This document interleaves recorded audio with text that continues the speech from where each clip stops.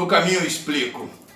Hoje nós vamos bater um papo com o Sebastião Aleluia, o líder comunitário do Vidigal, foi presidente da comunidade do Vidigal. E o Sebastião, nós viemos conversar sobre as dificuldades das comunidades e a questão da negritude. Ser negro aqui é super difícil.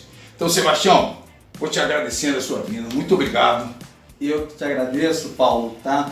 Por nos dar essa oportunidade, abrir essa oportunidade para a gente colocar a nossa visão diante da conjuntura municipal, estadual e até mesmo federal. Certo.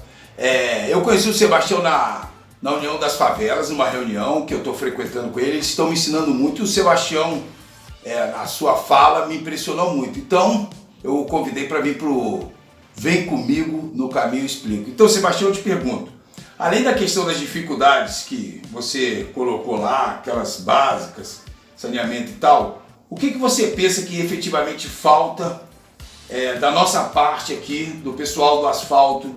Primeiro é preciso fazer uma inclusão social. Nós não vivemos, ou pelo menos não devemos viver numa cidade partida, né? E as favelas faz parte, uma realidade, faz parte de todo o contexto social. Então, nesse sentido, é preciso primeiro que o governante tenha essa visão, né? E as chamadas elites precisam entender que precisamos um do outro. Sim. Né? Se nós precisamos do dinheiro de vocês, vocês precisam do nosso trabalho. Sim. Então é preciso integrar e ter essa consciência. Sebastião, o que a gente percebe é que ficou uma carga histórica, que o negro é preguiçoso, o negro é indolente, o negro é desprovido de qualidade técnica, não consegue fazer isso. E o que a gente sabe que isso é uma grande mentira, porque boa parte desse país foi construído com a força do negro. Inclusive, negros de gênero como os irmãos Rebouças, como Machado de Assis, um escritor que embranqueceram Machado de Assis. E aí a pergunta que eu te faço é a seguinte: é preciso a gente ampliar esse pensamento crítico em relação à condição do negro no Brasil? Eu penso que esse discurso ele visa a justificar essa dívida impagável, né, que a sociedade tem para com a comunidade negra. Histórica e impagável, né? Impagável. Então eu vejo dessa maneira. Não é verdade de que o negro é indolente, preguiçoso, desprovido de capacidade intelectual, entre outras questões que sempre colocam. Isso não é verdade. O Brasil foi construído, né, com a força de trabalho negro, do negro.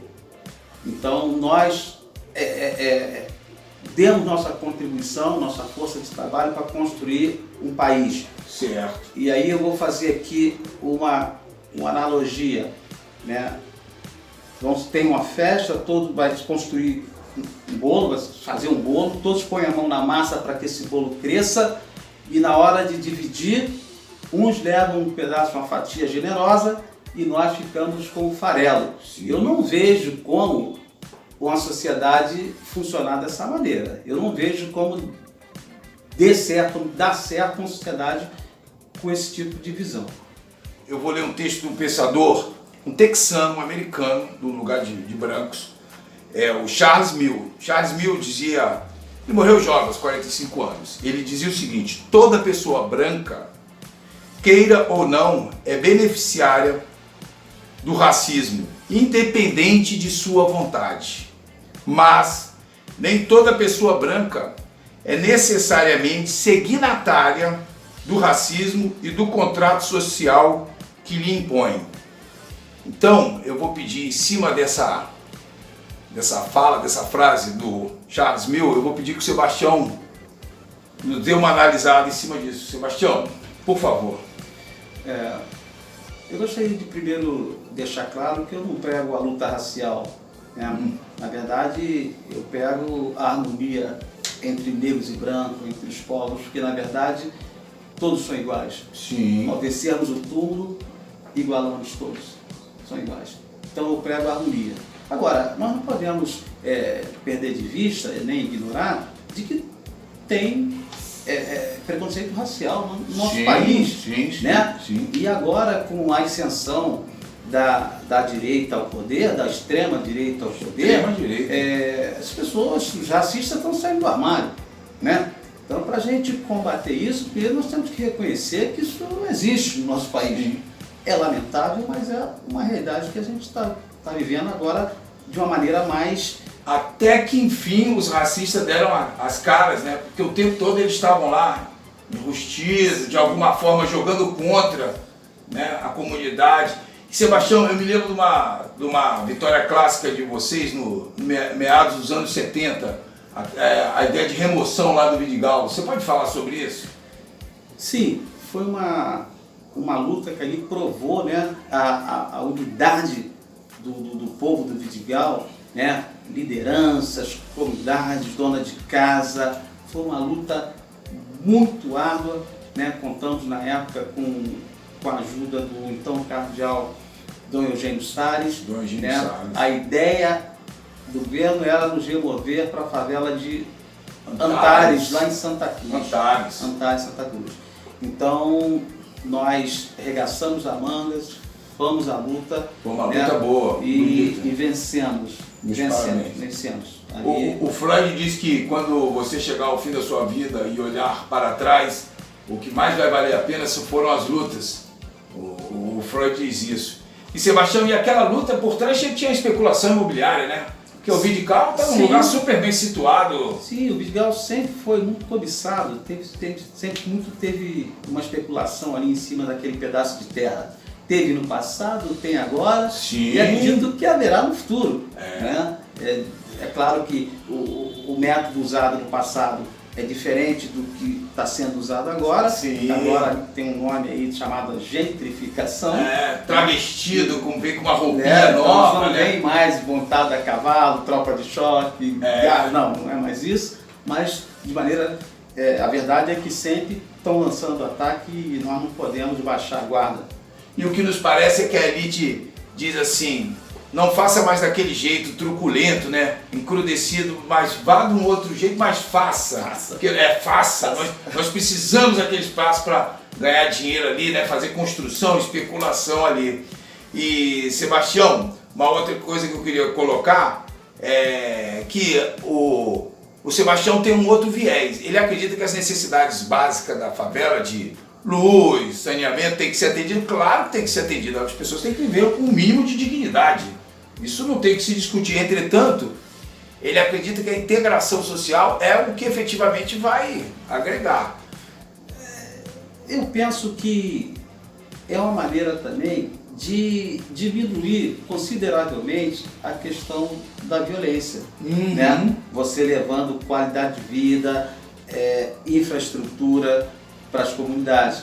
Nós tivemos uma intervenção federal militar em que 1 bilhão e 100 milhões de reais foram destinados para essa intervenção.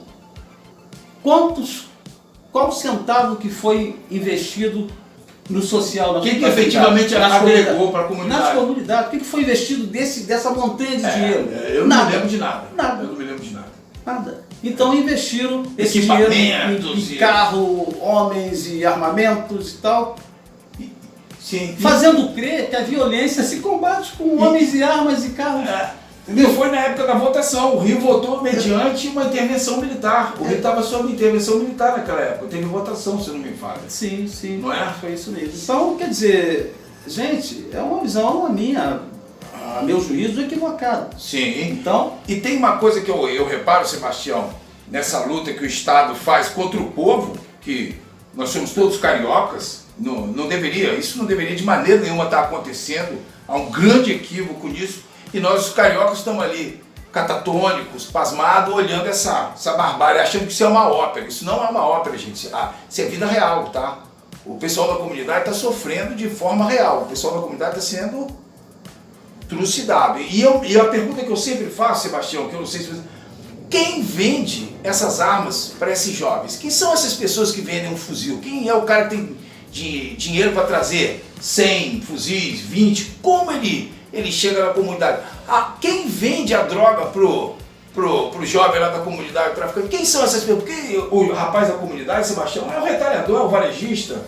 A pergunta que eu faço: quem aceita o depósito no final do mês, no final do dia, no final da semana, aquela montanha de dinheiro que onde aquele dinheiro é posto? Tem que ser guardado em algum canto, não ficam com eles.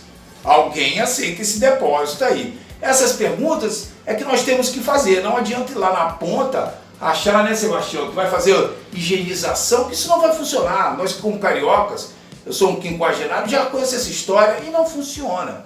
Então a pergunta que eu te faço é o seguinte, Sebastião: nos parece gritante isso, né? Que culpar lá a ponta, o jovem negro, né? Que não teve oportunidade, é fácil isso. E quando na verdade a gente sabe que alguém está ganhando muito com isso e que é uma elite que ganha com essa coisa toda. Você quer dar uma... Parece ser, na minha visão, até cômico, se trágico não fosse. Porque até na questão da criminalidade nós somos discriminados. Né? É uma coisa... Né? Então você veja bem, eles sabem muito bem que aquilo que está lá na favela, que diz que é o tal, que é o dono do morro, que faz, gente, eles sabem muito bem que aquilo ali não é nada. Tem expressão nenhuma. Não tem expressão nenhuma, né? E o grande bandido, ele atacadista, ele não tem rosto. Não tem rosto. Né? Ele está nas colunas sociais. Sim. O porteiro estica o tapete vermelho, ele entra no seu prédio. Uma retórica bacana. Ele, né? se veste de branco, vai passear na praia pedindo paz. Sim. Entendeu? Esse é o camarada. Ele está ele não tem rosto, ele não aparece. Perfeito.